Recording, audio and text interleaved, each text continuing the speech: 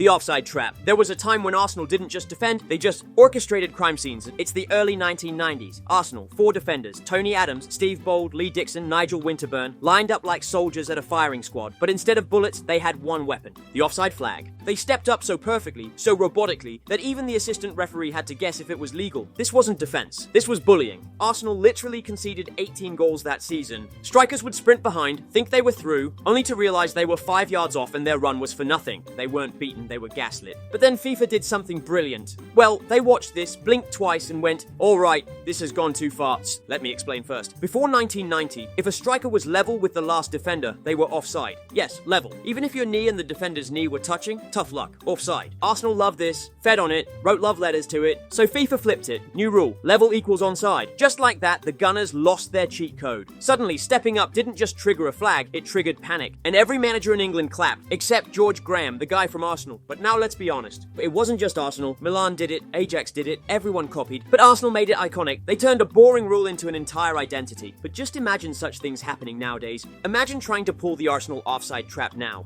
The toe of your boot peeks out, and suddenly there's a dotted line dissecting your dignity on international television. But here's the strange part. This rule change didn't just tweak the game. It completely flipped the balance between defenders and attackers. Literally. Suddenly, it opened the door for faster, more aggressive forwards. Think Michael Owen in the late 90s, Thierry Henry a few years later, Adama Traore nowadays. After 1990, the game opened up. More goals, more excitement, and basically Arsenal's success got sacrificed for the greater good of entertainment. But the irony is that today's defenders dream of that old rule. One where level meant death to attackers. One where you could step up and laugh as another striker got flagged. But no, that ship sailed because Arsenal were too good at it. That's the recurring theme here. In football, if you're too good at something, FIFA bans it. So yeah, if you ever wonder why defenders look less smug nowadays, it's because Arsenal abused the system so hard that FIFA had to literally rewrite the rules. And the modern game? It's better for it, even if Arsenal fans will never admit it. The backpass ban, it's the 1980s. You'd watch an Italian team take the lead in the 17th minute and then spend 73 minutes passing the ball to their goalkeeper. Repeatedly. Seriously. Just pure, concentrated time-wasting cowardice. Even the goalkeepers were loving it, because back then, if a teammate passed you the ball, even with their heel, you could just pick it up, with your hands, like it was 1922. So what did teams do? Try to score early, then pass it back, and again, and again, and again. But now let's talk about a real example. Maybe even the most frustrating game in history. Italy's 1982 World Cup winners, great team, but also elite level ball huggers. Their keeper could sit down, take a nap, wake up, and still be holding the ball. And it wasn't just Italy, everyone started doing it. Liverpool, United, Spain, Germany, Denmark, you name it. Because why defend with actual skill when you can just hand the ball to the goalie and watch him stand there like a traffic cone? But then came Euro 1992. An even more disgrace, literally. Teams passed back more than ever that game. Peter Schmeichel had moments where he just held the ball for over 25 seconds, and the refs just watched like it was normal, like this is what fans paid for. But then, thank God it finally happened. So finally, FIFA said enough. The rule changed in 1992. From then on, if a teammate deliberately passes you the ball, the goalkeeper can't pick it up. No hands. Kick it or panic. That's the rule. But that brought another problem with it. Just like that, goalkeepers became footballers. Well,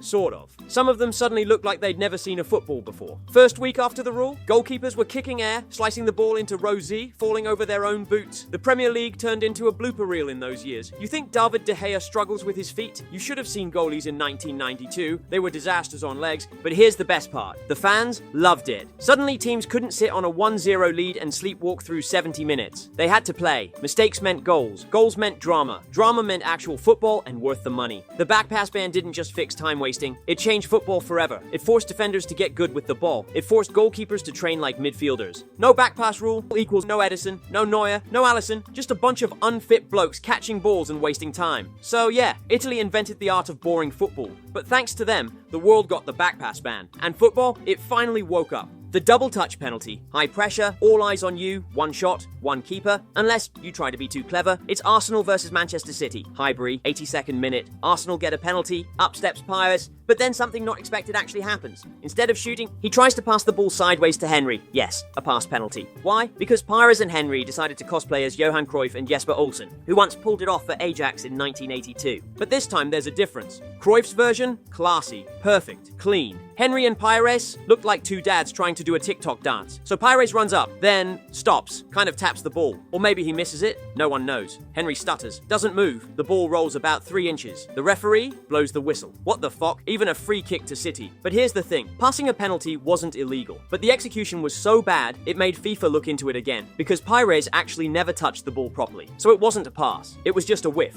So what did the rules say? At the time, you're allowed to pass a penalty. But once you touch the ball, you can't touch it again until someone else does, which led to chaos, because referees couldn't always tell who touched what, when, or how badly. So after this disaster went viral, FIFA decided, enough with the nonsense. They literally came with a more clearer direction. Ball must move forward, only one taker, no fakes, no triple taps, no TikTok routines. But then before anyone talks about that time in 2016, I will. Yes, Messi and Suarez pulled it off in 2016, but that's Messi and Suarez. They breathe different air. In the end, Henry later admitted he was supposed to run before Pires touched it. Pires? Said he panicked. Which is fair. The man had just scored 14 out of 14 penalties in his Arsenal career, then tried to be extra for no reason. So yeah, this was a real tactic. And now, penalties are back to normal, thanks to Henry and Pires. The handball rule. Nobody knows what a handball is anymore, but back in the day it was way more worse. Seriously, here's the OG idea. Use your hands equals foul. Sounds easy, right? Well, let's rewind to the 2019 to 2021 era. In this period, there was a strange new rule found. It basically said, if the ball touches your arm in the box, accidental or not, we might give a penalty. Maybe. Depends how the ref feels today. This led to absolute chaos. The biggest one of all is probably Eric Dyer versus Newcastle. Dyer jumps for a header. He's not even facing the ball. It hits his arm as he's coming down. He's literally falling. Physics is happening. He has no clue what's behind him. VAR checks. Penalty. But then the worst part, attackers figured it out. They started kicking the ball at defenders' arms on purpose. Yup, forget dribbling, forget scoring. Just aim for the arm and let VAR cook. Players literally turned into target practice. Coaches started training wingers to shoot at arms like they were playing Call of Duty. But wait, it gets dumber. Because to fix the madness, the higher people came up with a genius plan. They added the phrase, natural silhouette. What does that mean? No one knows. Seriously. Apparently, if your arm is outside your natural silhouette, it's handball. But what's natural? Do you run with your arms at your sides like a video game glitch? Is jumping with your arms slightly out now illegal? It got so bad defenders started jumping like they were holding invisible suitcases. Meanwhile, attackers were flopping for handballs if a defender even looked like they had elbows. But the stupidest thing of all is that VAR made it worse, because now every tiny deflection was being replayed in slow motion. The ball hits the arm, penalty. Doesn't matter if it bounced off someone's knee first. But then, it finally happened. Just when we all accepted the confusion, they changed the rule again. They brought back intent in some cases. So now we've got natural silhouettes.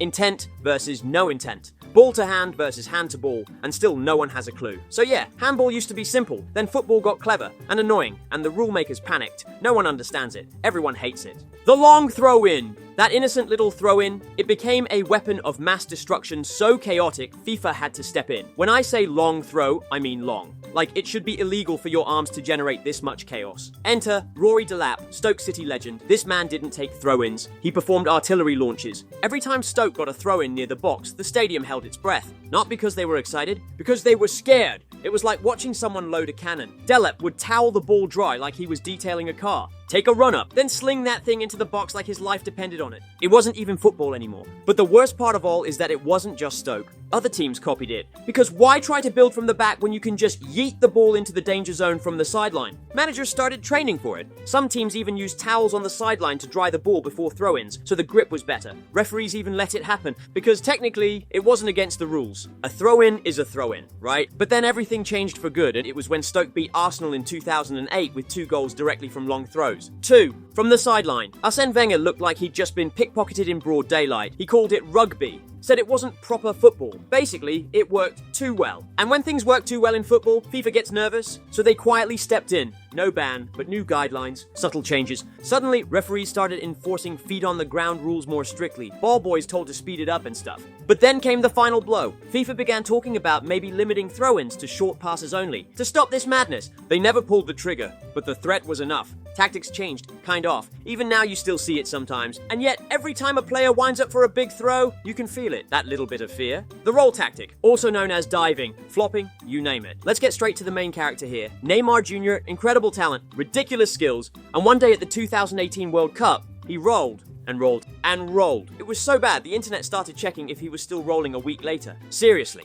Now, to be fair, he's not the only one. He's just the poster boy. Because diving in football, it's been going strong since the 90s. Italian forwards, masters of the my face dive. Cristiano? Yep, we all know. Even Messi, yes, has gone down soft once or twice. But that Neymar roll? That changed everything. Literally. First, you have to understand that diving was just seen as clever. Trick the ref, win the foul, job done, and guess what? Refs fell for it. Every time, because they had one camera angle, one shot, one look, and some guy screams, flails his arms, and does 3 spins, boom, whistle blown. Free kick. Maybe even a penalty. It was part of the game, but then after a lot of controversial moments, they changed all. They did something, sort of. From the early 2000s, it's if you dive and the ref catches you, booked. Simple. But there's another big problem. Refs barely caught it. Because diving is an art form. Some players are so good at it, even slow-mo can't tell if it's real. But when they do get caught, yellow card. So what did FIFA do? Not enough. But they tried a few more tweaks. Post-match bans for diving. Referees told to be stricter. They weren't. VAR can overturn blatant simulation calls. UEFA started fining players for diving in European competitions. It helped, kinda. But let's be real. Simulation still lives, because it works. It's hard to detect, and sometimes it is a foul, kinda, maybe. But here's probably the most true thing you hear today. Players don't care, because the risk is worth the reward. Worst case, yellow card. Best case, penalty. Goal, 3 points. VAR has made things better, but not perfect. So yeah, simulation got so bad, they made rules to stop it. But like a B-list actor with a fake injury, it just keeps coming back. Because no matter what they write in the laws, some players just can't resist the spotlight. The goalkeeper distraction tactic. Alright, you've just won a penalty. Crowd's on edge, ball's on the spot, your striker steps up to take it. But the keeper? He's not in goal. He's on the 6-yard line, talking trash, waving his arms, doing jazz hands, pointing at the sky, maybe even twerking a little. What the fuck? These guys weren't trying to save penalties. They were trying to get in your head. And they were really good at it. We're talking for the most of the time Emi Martinez. But the game where he came the biggest clown in football is for sure 2022 World Cup final. Argentina versus France. We're in a penalty shootout. Mbappe scores. Cool, calm, clean. But then Martinez gets to work. Next French taker? Martinez grabs the ball and throws it. Yes, literally chucks it away. The ref, too slow to react, like always. The French player walks over, annoyed, distracted, now under pressure, and misses. But then the next pen. Same routine. Martinez dances, talks, waves, another miss. Argentina win. Messi cries tears of joy. Everyone loses their minds. But then afterwards, the guy also gave an interview saying, I do what I need to do to win. And to be fair, he's not wrong. It was legal, because somehow there was no rule against any of it. So for years, goalkeepers milked the freedom of penalty mind games, talked to the taker, delayed the kick, walked up to the ball like they were gonna take the pen themselves and stuff. But to be honest, it worked. Penalty takers are already nervous. Add a goalkeeper acting like a budget magician in their face, they crumble. But then eventually, football said enough. After Emi's World Cup masterclass, FIFA and IFAB decided, we can't let this guy turn penalty shootouts into circus stuff. So in 2023, they dropped the bomb. New law. Goalkeepers must not unfairly distract the penalty taker, which includes delaying the kick, walking up to the taker, playing with the ball, doing the Macarena. Nowadays, the rule is that the keeper has to stand still. On the line, behave. Be a good boy. No jokes, no mind tricks. Just save the damn ball. But even now, some keepers have tried to test the limits. A trick here, a cheeky ball throw there. But as soon as they step off the line or do anything wild, referees got the yellow card ready. So now, penalty saving is boring again, which is probably how it should be. But deep down, we all miss a bit of Emi madness, because love him or hate him, he made penalties fun, in a twisted, infuriating, disrespectful kind of way. So yeah, in the grand tradition of football brilliance getting banned, a goalkeeper talked too much, danced too hard, and ruined penalties so effectively. They had to change the rule. One guy broke penalty shootouts, and the sport said, no more of that. The goalkeeper's holding the ball forever tactic, it's the 89th minute, your team's losing. You're screaming for urgency. One last attack, one last cross. But the other goalkeeper, nah, he's standing there, holding the ball. He's not in a rush, he's casually walking around the box. Welcome to one of football's most rage-inducing traditions. Goalkeepers time-wasting by just holding the ball. And not for a few seconds. We're talking 12, 15. You want a shot at an equalizer? Too bad. He's busy doing nothing. And somehow, it's allowed. But here's the strange thing. Football already tried to fix this. This isn't some loophole or grey area.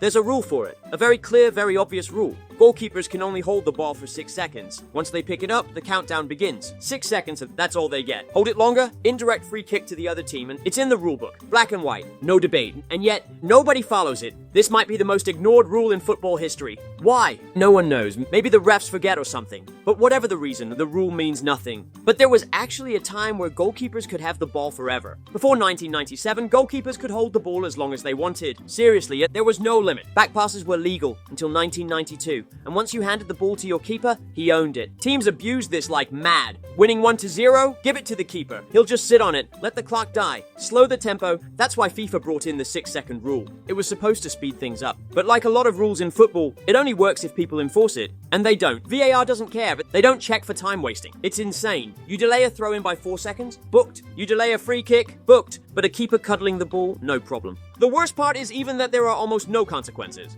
The punishment is just an indirect free kick. In the box, where it's packed, where you have no angle, it's barely even a threat, so keepers don't care. Some even challenge the rule. They know the ref won't blow, so they push it every game. 6 seconds, try 16. But you know who really suffered? Strikers, wingers, attacking midfielders desperate for one last play. They chase all game, press for 90 minutes, only to get robbed by a keeper who took a nap on the ball. But it gets worse in big matches, especially in tournaments. You're down 1-0 in a knockout game, and the keeper decides he's going to start meditating mid-match. What are you supposed to do? Even goal kicks are part of the time-wasting festival. You've seen it. Keeper puts the ball down, then picks it up again, then moves it to the other side, then fake kicks it, then walks around again. And when he finally kicks it, it goes out for a throw-in. Pure shithousery. The 6-second rule was supposed to stop this. Instead, it's become a meme, a joke. But nothing changes, because as it stands, the 6-second rule is just there for vibes. It's football's version of a speed limit in the countryside. Nobody's checking, nobody cares, and if you get caught, you're just unlucky. So yeah, football once made a rule to stop goalkeepers from time wasting. They literally wrote, you get 6 seconds, and footballs make it 16. It's still in the laws, still on paper, still technically real. But in the real world, keepers will keep holding, refs will keep ignoring, and fans will keep counting out loud like they're trying to summon a demon. That's the magic of the 6-second rule. It exists, it just doesn't matter.